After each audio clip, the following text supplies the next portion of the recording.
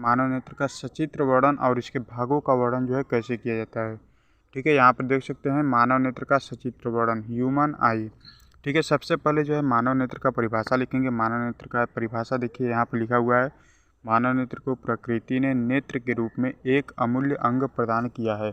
मानव का नेत्र lens protein का बना हुआ होता है जो पारदर्शी पदार्थ होता है। यह लेंस किसी वस्तु का नेत्र के भीतर उल्टा तथा छोटा प्रतिबिंब बनाता है। ठीक है, ये तो जो है मानव नेत्र का परिभाषा हो गया इतना। अब जो है नेत्र के निम्नलिखित भाग होते हैं। ठीक है, इसके बाद जो है नीचे आप लोग जो है नेत्र का चित्र बनाएंगे। ठीक है, ये देख लीजिए चित्र है, इस चित्र को जो है आप लोग बना लीजिएगा। ठीक है, इसके परिभाषा लिखने के बाद नीचे, ठीक है, अब नीचे चित्र बनाने के बाद इसके जो भागों के नाम है उसको जो है बारी बारी से हम लोग जो है वर्णन करेंगे। ठीक है, इसके भागों के वर्णन में सबसे पहले आता है आपका दृढ़ पटल। ठीक है, दृढ़ पटल स्क्लेरोटिक है ना, दृढ़ पटल को इंग्लिश में स्क्लेरोटिक कहते हैं। इसको देखिए, इसका परिभाषा क्या होता है कि मनुष्य का नेत्र खोखले गोले के समान होता है। यह बाहर से दृढ़ तथा पारदर्शी श्वेत परत से ढका होता है जिसे दृढ़ पटल कहते हैं। दृढ़ पटल नेत्र के भीतरी भागों की सुरक्षा करता है। ठीक है, ये जो है दृढ़ पटल के बारे में हो गया। सभी जो है जितने भी मानव नेत्र के भाग हैं सबके बारे में जो है 2-2, 3-3 लाइन लिख देंगे, काफ़ी होता है। ठीक है, उसके बाद जो है रक्तक पटल है। रक्तक पटल में देखिए लिखेंगे कि दृढ़ पटल के ठीक नीचे एक काले रंग की झिल्ली होती है। ठीक है, यहाँ पर लिखिएगा काले रंग की झिल्ली होती है जिसे रक्तक पटल कहते हैं। यह प्रकाश को अवशोषित करके भीतरी परावर्तन को रोकती है।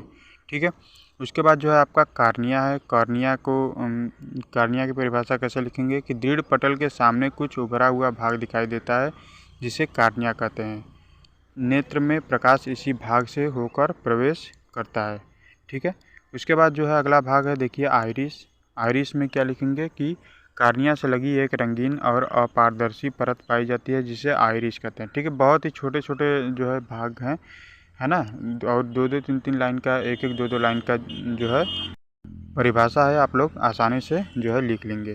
ठीक है, उसके बाद जो अगला भाग है देखिए पुतली या नेत्र तारा जिसे प्यूपिल कहते हैं। आइरिस के बीच में एक छिद्र होता है जिसे पुतली या नेत्र तारा कहते हैं। यह गोल और काली दिखाई देती है। ठीक है, उसके बाद है अगला भाग देखिए नेत्र लेंस, आई लेंस जिसको इंग्लिश में कहते हैं। ठीक है, यह इसमें देखिए लिखेंगे कि यह लेंस मांसपेशियों के सहारे बीच में टिका रहता है। जब भी मांसपेशियों द्वारा लेंस पर दबाव डाला जाता है तब इसकी वक्रता त्रिज्या कम या अधिक होती रहती है जिसके कारण लेंस की फोकस दूरी भी बदलती रहती है। ठीक है, ये जो है नेत्र लेंस के बारे में हो गया। उसके बाद अगला भाग है देखिए नेत्रोदया जलीय द्रव। ठीक है, एक्यूअस ह्यूमर। ठीक है, कार्निया और लेंस के बीच में पाए जाने वाले भाग को नेत्रोद कहते हैं जिसमें जल के समान एक नमकीन पारदर्शी द्रव भरा होता है जिसे जलीय द्रव कहते हैं। ठीक है, उसके बाद अगला भाग है देखिए काचाप द्रव। आपको देखिए ये सब जो है लग रहा होगा कि थोड़ा ज़्यादा लंबा है, लेकिन देखिए 5 नंबर में 7 नंबर में पूछा जाता है। ठीक है, तो आपको जो है थोड़ा सा जो है पढ़ना तो पड़ेगा ही। ठीक है, याद करना ही पड़ेगा। अब इतने नंबर तो फ्री में तो कोई देगा नहीं। ठीक है, तो इसके लिए थोड़ा सा मेहनत आपको करना पड़ेगा, है ना। उसके बाद है देखिए काचाप द्रव। ठीक है, काचाप द्रव में क्या लिखेंगे कि नेत्र लेंस तथा रेटिना के बीच में पाए जाने वाले भाग को काचाप द्रव कहते हैं। यह गाढ़ा पारदर्शी द्रव होता है। इसका कार्य यह है कि यह आँख के गोलेपन को ठीक उसी तरह बनाए रखता है। ठीक है, यानी कि ये जो काचाप द्रव है यह जो है आँख के गोलेपन को बनाए रखता है। ठीक है, उसके बाद है अगला भाग देखिए रेटिना या दृष्टि पटल। ठीक है, रेटिना या दृष्टि पटल, तो इसमें देखिए लिखेंगे कि रक्त पटल के ठीक नीचे तथा नेत्र के सबसे अंदर की ओर एक पारदर्शी झिल्ली होती है जिसे रेटिना कहते हैं। आँख में किसी वस्तु का प्रतिबिंब रेटिना पर ही बनता है। यह वास्तविक उल्टा तथा वस्तु से छोटा बनता है। ठीक है, उसके बाद जो अगला भाग देखिए पीत बिंदु, येलो स्पॉट। रेटिना के बीचों बीच एक पीला भाग दिखाई देता है जहां पर बना हुआ प्रतिबिंब सबसे अधिक स्पष्ट होता है।